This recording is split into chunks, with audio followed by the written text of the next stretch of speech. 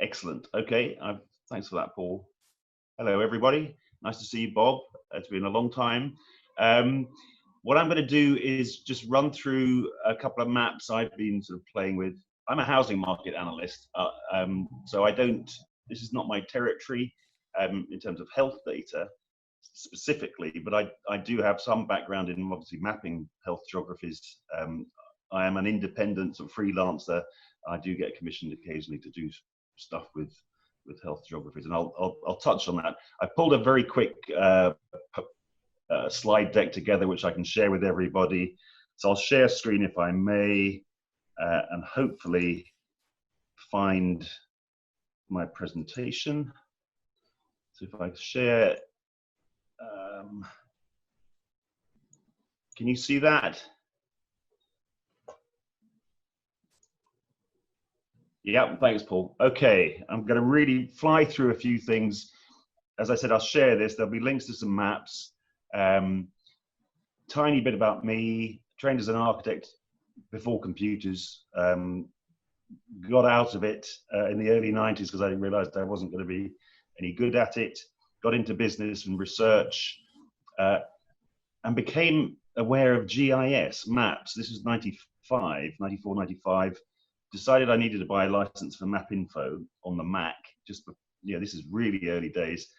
Even got invited to teach some students at Dundee Uni, which is always a good way of learning.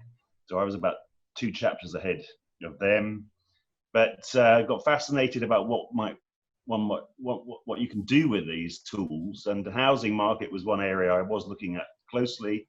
Ended up getting a job with Scottish Homes, which is a housing agency in Scotland, who had huge resources and great GIS, and had a chance to do some interesting stuff with housing data. Met Bob Barr, and we might even be able to talk about that at some point, but had some fascinating insights into what was sort of leading edge, bleeding edge in terms of GIS. So that's web-based mapping in the sort of mid-90s. Left there to set up a consultancy called See It. But probably more interestingly, I then set up another business doing stuff with house price data. This is before Rightmove and Zoopla were on the scene. It's basically releasing the land registry data or getting it out so people could find out what their neighbours had paid for their house. And that was an interesting journey. It was my venture into the .com world. So myhouseprice.com was created, and it actually still exists as a small business servicing the requirements of surveyors in Scotland. But at the time, we were the first to get all the land registry data onto a server, a private server, and serve it up in various ways. So I was pleased with this map. This was a data zone level mapping of house prices across the UK. So we were early into that. So since then, that's the wrong slide. I'm now independent, doing much more stuff on the web. I do everything on the web in terms of mapping. This is actually an example of a map I did for a client, Centre for Progressive Policy. This was last year, looking at fragmentation of health boundaries. I can share the link to this. In essence, they're complicated, very complicated, but they bothered to try and represent that on a map, and I've got a cartoon map which we can have a look at.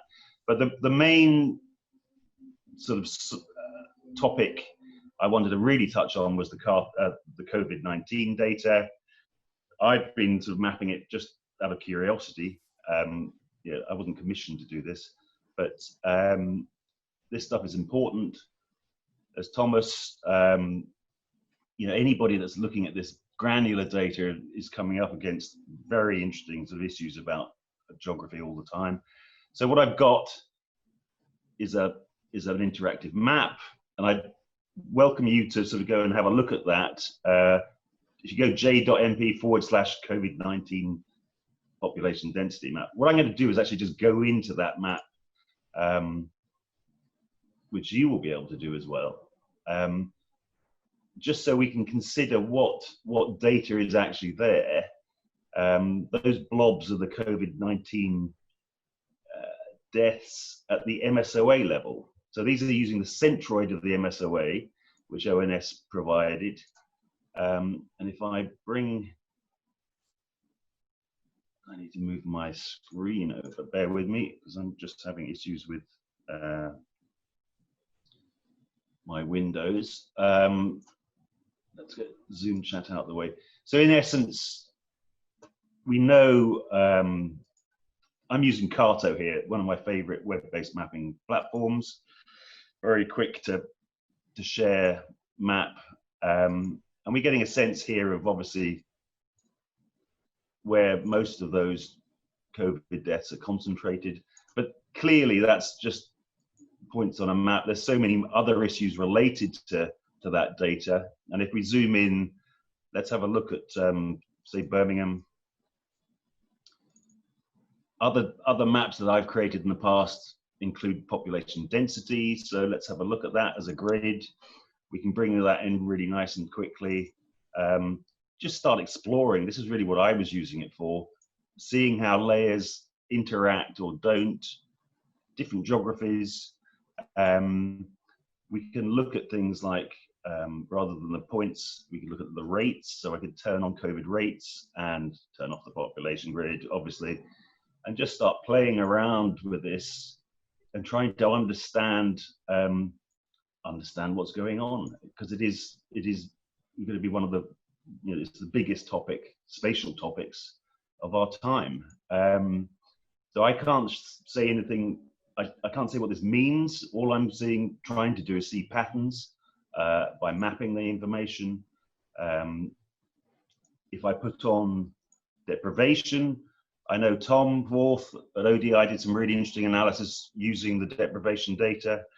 We can start seeing some of those relationships quickly.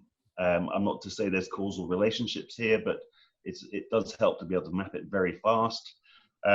Take off deprivation and then maybe look at where the care homes are. That was obviously something that was possible to spot early on in the data, that care homes was an issue.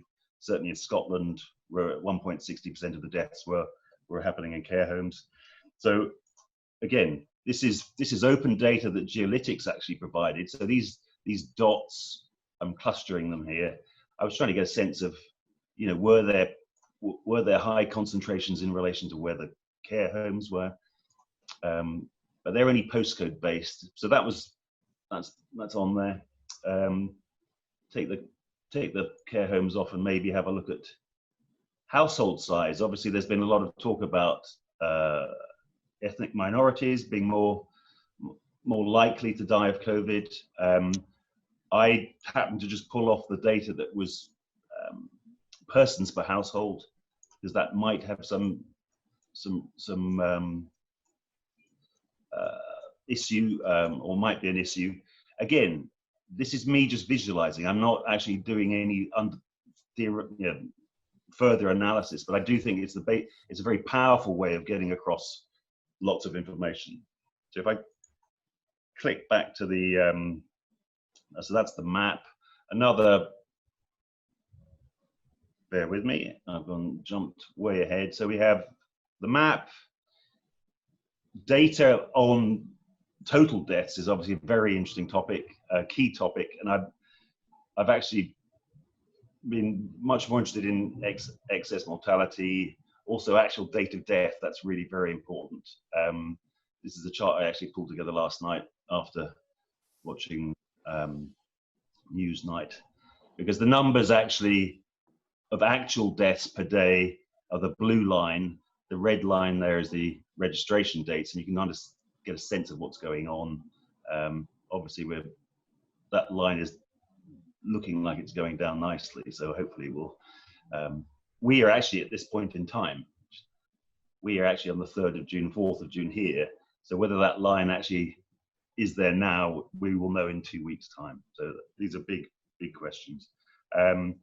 Scotland is the same. I won't dwell on these charts, but in essence, it's me tracking that data in detail. Another very quick look at the Google mobility data, because that is absolutely fascinating. mostly because it's so granular in the UK. We're fortunate we've got breakdowns here which are much smaller than they are elsewhere, I would say. And the ONS have done some great work pulling the geographies to match the sub-regions that Google use. And I can share, I had to do a bit of tweaking to the code or the naming so that we could actually map that data. So in essence, this is really very important, I'd say, to understanding both how we went into lockdown, but also how we come out of it. So I think I'll wrap that up there, and we'll be happy to share or take questions.